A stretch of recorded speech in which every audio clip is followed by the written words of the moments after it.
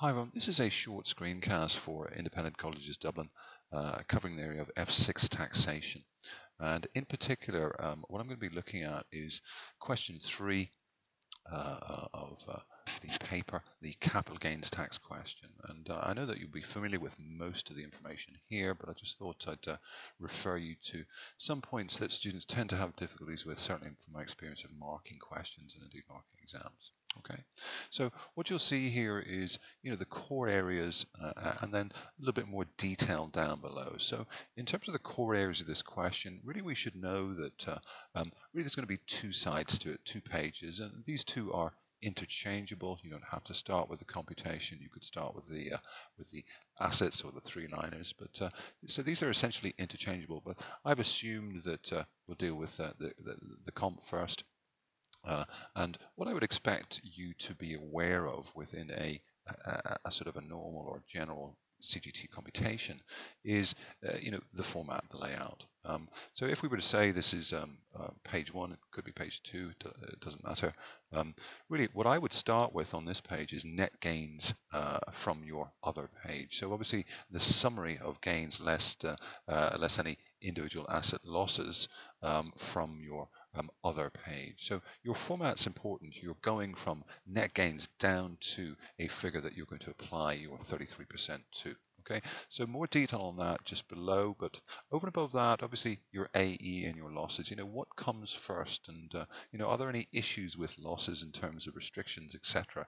You really got to have a fix on in particular losses for CGT purposes, because it's highly unlikely that a CGT question is not going to include at least 1 and possibly 2 or 3 losses of some kind or another.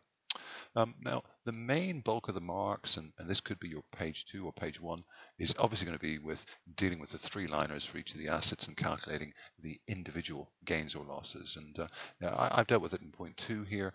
What I see there is, problem issues is really the types of assets and obviously gains or losses linked into various tax rules, and indeed perhaps exempt assets of some kind. So I'll take you through some detail on that below also. Outside of calculating gains and losses, I would expect maybe some sort of admin or perhaps a narrative part in some way, shape or form. I mean, that could be as simple as something like payment dates, and that should be something that we should be getting right, or maybe something else, perhaps CGT withholding tax or perhaps something like that. Okay, so really in summary, the core areas, we sort of know what they're going to be. We can set out our pages as we like. I'd certainly encourage you to use as much space as possible. Things are a lot easier to deal with when you've got space, particularly if you make a mistake and or forget an asset and you have to go back and perhaps rework something. Okay, so I've said here point number 1, the comp, and point number 2, obviously the assets themselves. So down below here, what I've got is a little bit more detail for you in relation to each of those points. So really on the computation in terms of the layout and format, I've said here that our page 1 is going to be our assets. So really what we're talking about there is obviously each point from the question and obviously dealing with them one by one, dealing with the assets one by one. And as I've said in classes, more often than not, there are some very, very easy marks for simply laying out your 3-liners of proceeds less cost equals gain. So, if in doubt, your fallback position as a minimum is to simply take a stab at proceeds less cost equals gain. That's an absolute must. You'll be picking up, a minimum of a half a mark, let's say, for simply including, the value of the proceeds, or perhaps including the value of one of the costs, perhaps an incidental cost. Okay, so it's important that within that page 1, shall we say, that each of the assets included within the question, unless they're exempt, are laid out in some sort of 3-line sort of process. Okay, now over and above that, in terms of your other page, let's call it page 2 for argument's sake, your computation, as I've said above, the order is important. it's important that you know what comes first. And in this particular case, what I'm saying is that at the top of my page 2, I'm going to have my net gains. In other words, my gains from my page 1, from my 4 or 5 assets. Okay. The next point is going to be any capital losses brought forward. So let's be clear on that. It's the losses that come next and not the AE. Okay. Now do bear in mind in relation to AE, something that I've seen students do, not least in the recent mock exam, but also in other exams and other questions, is that each individual is entitled to their own AE. So even if we have a couple, a married couple, let's say, that are under a joint assessment, there are 2 AEs available. So, don't forget to calculate CGT due separately. Okay, and obviously apply losses and AEs to each person. Okay, after that, and only after that, we're obviously going to be taxing at 33%. Okay, if there's an area that I've seen students forget, apart from the order here between the losses and the AEs, they often forget in the heat of the exam to put the AE in. So, you're going to get half a mark as a minimum for doing that. So don't forget your AE. There's got to be at least 1, and there may be 2, given a sort of a question involving 2 separate people. Okay.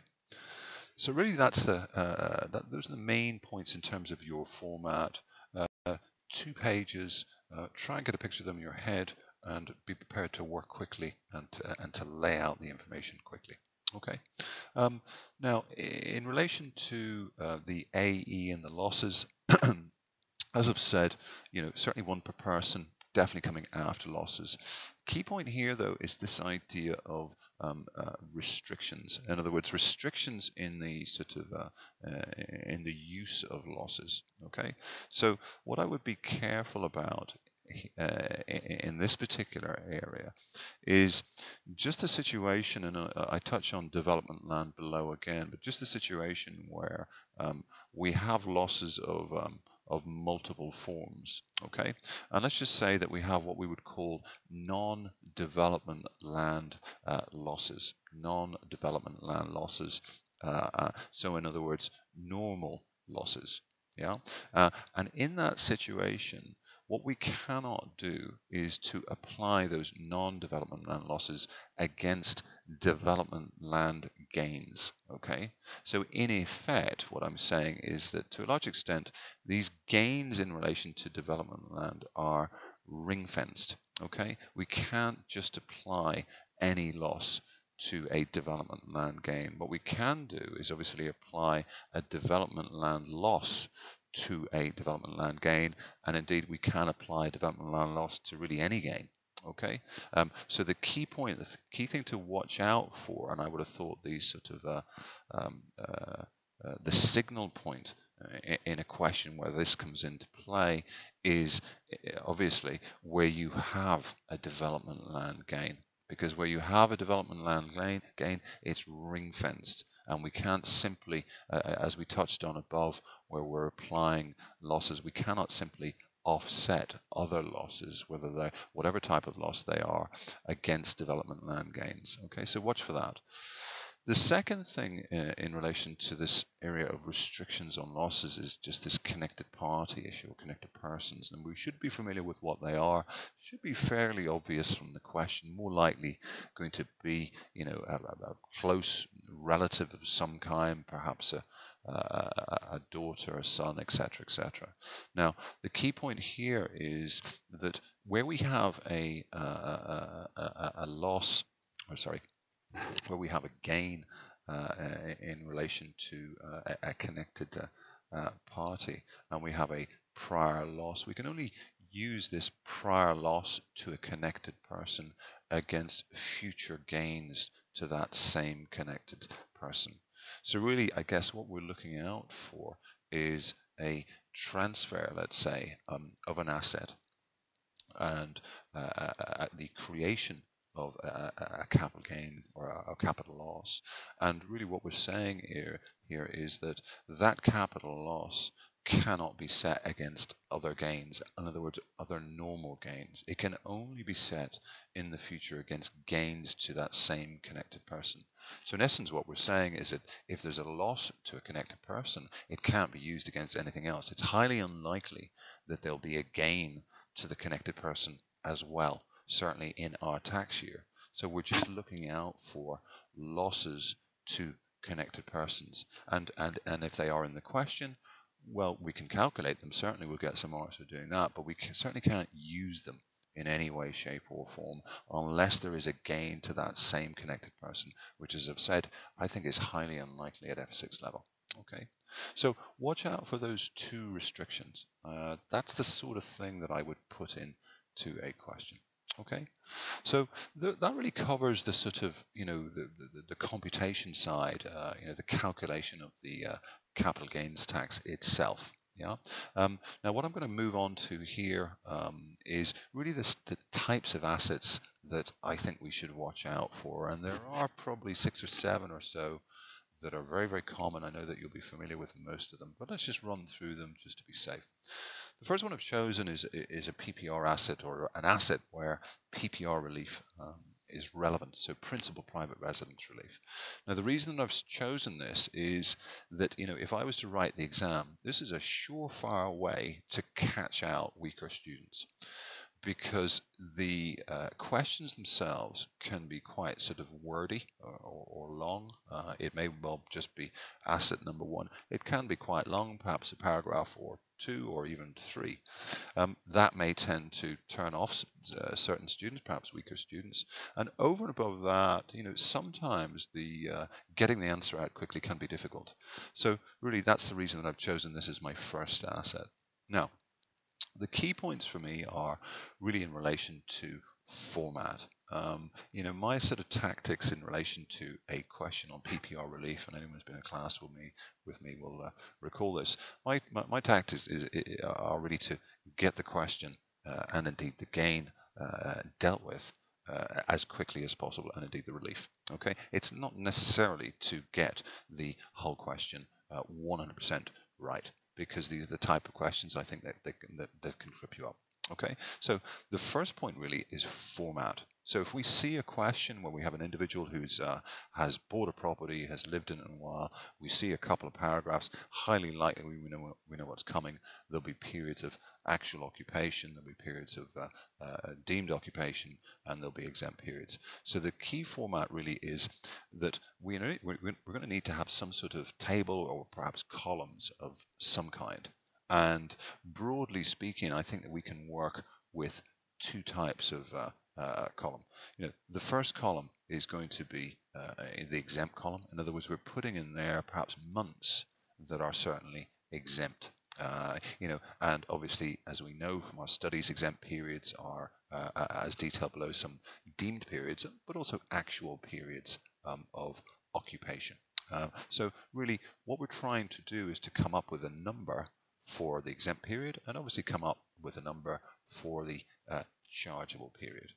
Now, in terms of the type of tricks that will be played, the key thing for us is obviously this issue of these deemed periods. And we know that there are 3. We know that the last 12 months is available. We also know that we have an unlimited period of employment abroad, okay, and a limited period of 4 years of employment elsewhere in the state of Ireland. So, those 3 periods are important, and obviously remember this rule. If this comes up, this rule has got to be in play. In other words, this preceded and followed by actual occupation. Obviously, the last 12 months can't be followed by actual occupation because the property has been sold. So it's the other 2 periods that we're looking for.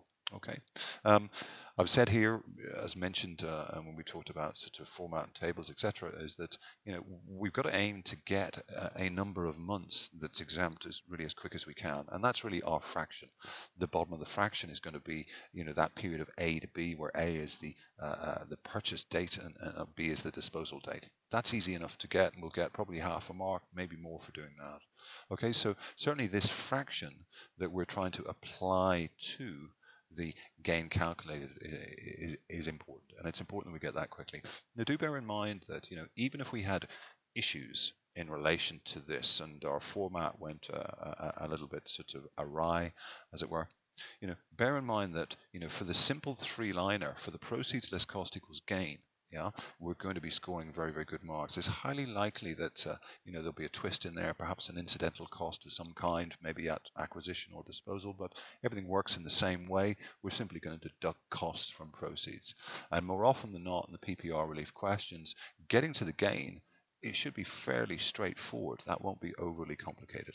Okay, so really we need to get to the gain. We need to apply the fraction to see what we're stripping out of the gain as being exempt. We're only going to get that fraction from this area here, this exempt versus chargeable period. Okay. So just moving down the page, just one or two other areas there. I mentioned above about cost. There's a possible sort of issue there with sort of enhancement to the home, and obviously that's fairly straightforward to deal with. We're simply going to add in another cost. Obviously watch out for indexation, not just with PPR, but obviously with any question. So watch your dates for that. So that really summarizes this first area, PPR, a PPR asset, a home of some kind where PPR relief is relevant. Okay. Just final point on that, I guess, just watch out for business usage. This idea that perhaps a home is bought and part of it is used for business purposes. And really what we're saying there is that when we get to our gain, having calculated our little three-liner, perhaps what we're going to do is take out 20% or 30% of that gain and make that wholly chargeable, being the business use element. Okay. Second asset I've chosen is development land, and certainly it's an area where students fall down on and perhaps they don't like. And I've chosen it for that reason, but also because of the fact that the calculation can be a little bit complicated. Okay. First point I've said is just this idea of the current use value, and I think one of the mistakes that I've seen students make regularly is sort of get confused when the examiner throws in various CUVs at various different dates. Okay, and my first point there is that the current use value at the acquisition date is what we're interested in the first instance. So the CUV at the disposal date is irrelevant, okay? Because what we're interested in at the disposal date is the full value of the proceeds, because that's the value that we're going to be including in our three-liner, okay? So what I would suggest you do is just to make sure that this, obviously this differential between the CUV at acquisition date and indeed the development land value, that you get a fix on that at the early point. And if you think about it, if we're looking at a three-liner, what we're going to be looking to do is get the full proceeds in as proceeds, ignore any CUV, and then within the cost element or the cost side is really to split up, as I'll mention in a minute, it was splitting up the costs, original or indeed incidental costs. Okay, so on that note, this indexation relief, this is one of the things, I think, core area of development land that students don't really sort of understand. In essence, what we're saying here is that as far as the revenue concerned, the indexation relief will not be applied to any development element of the cost or any indeed incidental acquisition costs. So the issue that we have is taking out or indeed only dealing with values at CUV values. Okay, anything else that relates to that development value element is going to be irrelevant for IR purposes or indexation relief purposes. So these 2 points here are key. Yeah, and so be very careful about what you apply indexation relief to. Okay, the next point is just the sort of losses restriction. Now, I did mention that above, and you'll mention what I said in relation to development land gains, in fact, and just this idea that other losses, i.e.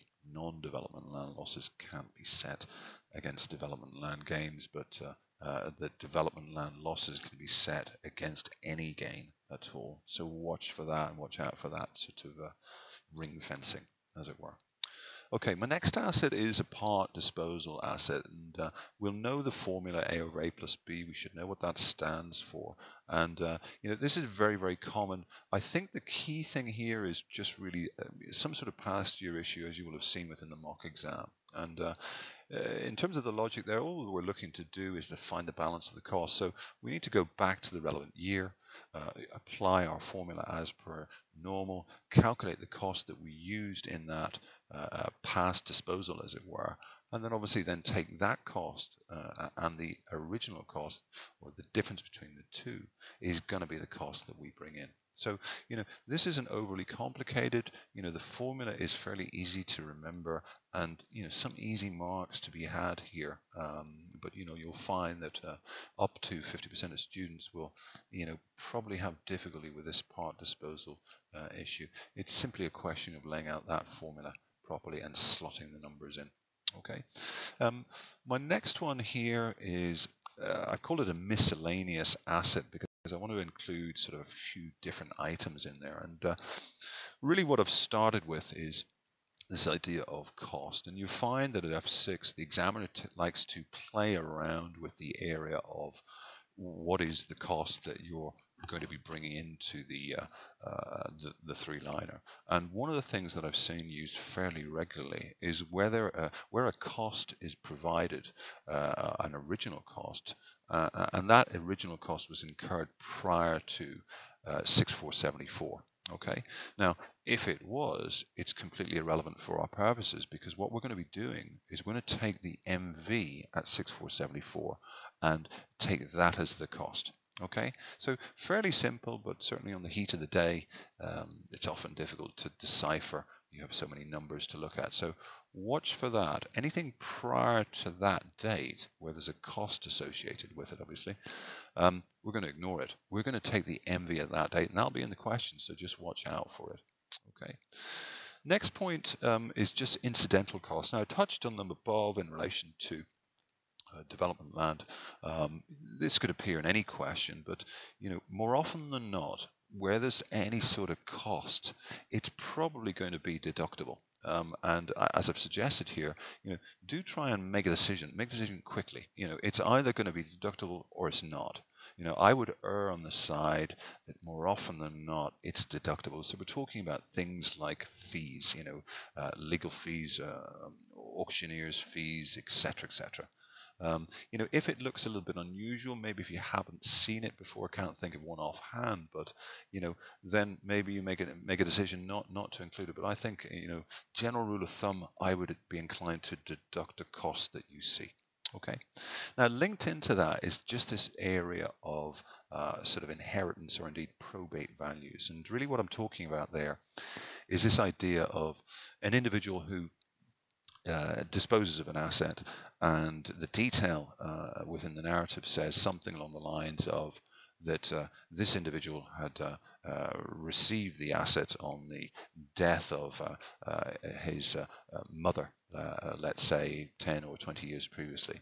And then the question will go on to say something like, and his mother had purchased the asset in 1971, the market value at 74 was XYZ. Now, what we're trying to do there is to say, what is the value of the cost to be included in the three-liner for his purposes? And for this individual's purposes, really, the value is the value at the point at which the individual receives the asset. In other words, at the date of death. Okay, so watch out for any of these words. Probate certainly wouldn't be used, but that's the technical value. Really, what we're saying is that at the date of the gift, in other words, at the date of the inheritance, the value, or the MV at that date, is what we're interested in. Do bear in mind that capital gains tax is not payable on death. Okay, inheritance tax may be payable, or CAT, but capital gains tax isn't payable on death. So really what we're interested in is obviously his disposal at within our tax year, and the cost that's relevant to that is going to be the MV at the date of receipt of the asset. Okay, and that will be in effect the MV at the date of death, or the probate value. Okay. Next point I've mentioned, probably a minor point, connected parties. Pretty easy to see this. We're looking at some sort of gifting of an asset at some point from a connected party, so perhaps from a daughter, a sister, a brother, that type of thing. And just bear in mind that obviously envy is relevant there. And indeed, let's say that there was a payment of some kind and it's at undervalue, in other words, less than market value, then we have to slot market value in for the proceeds. So simple enough situation there, we should be getting marks. Okay. Next point is just wasting assets. Again, a very, very popular question, or very, very popular asset indeed. And obviously, we're talking about assets with a life of less than 50 years, perhaps a pony, a car, our furry friends there. And, the key points there are really, whether we're talking about a gain or indeed a loss. Okay, so in this situation where we have a gain on the disposal of a wasting asset, and certainly the asset is not used for business, then that asset is going to be exempt. Bear in mind that if it is, it won't be exempt. In other words, if it is used for business, it won't be exempt if there's a gain. Okay. Key point here, though, regardless of whether or not the asset is used for business or not, or the wasting asset is used for business, the losses are never going to be allowable. Never ever going to be allowable. Okay, so just watch out for assets of this type. Less than 50 years. You may have to take a guess in some cases as to whether or not the asset is a durable chattel or a wasting asset. But do make a decision and just watch out for these two areas. This is very, very common. Okay, durable chattels. Maybe more likely even than wasting, or we could have both in the question. This is probably more likely because it's a little bit more complicated in terms of sort of dealing with the answer. And these are the sort of three rules that are sort of picked out. I think we need to have a fix on that. Obviously examples, paintings, antiques, things that are going to last for more than 50 years. Okay, so in the first instance, obviously, proceeds less than 2540, certainly the gain is going to be exempt completely. That's a very, very popular area. So what we would have to do in our answer is just simply say gain exempt or durable chattel gain exempt or something like that. Okay.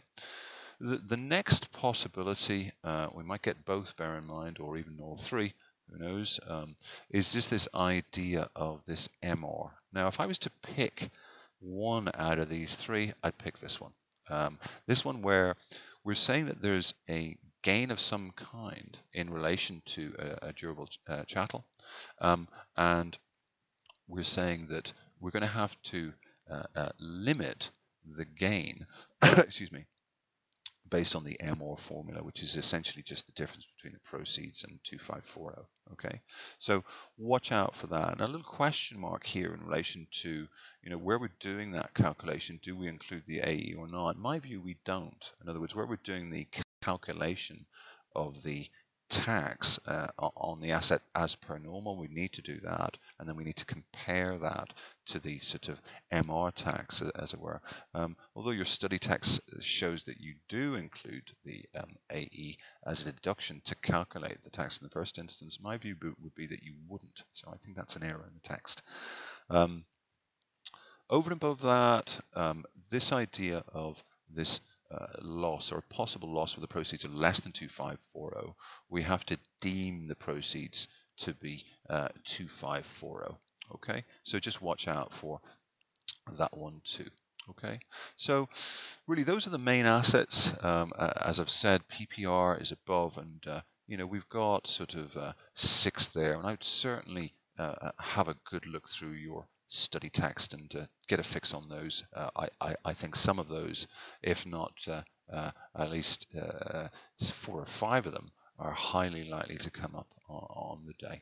Okay, just a final point in relation to the admin side, as I've mentioned above, perhaps 1 or 2 marks for dealing with payment dates for CGT. We should be familiar with that in terms of the split of the year into 2 parts, and maybe just 1 or 2 other points. I've mentioned CGT withholding tax, and that's something that you don't see examined too much, and fairly simple, and obviously the exclusions to it are fairly straightforward. A certain amount of rote learning required there. Maybe an idea to just take a look at that area as well. Okay, now I hope that's been helpful, and good luck with your studies.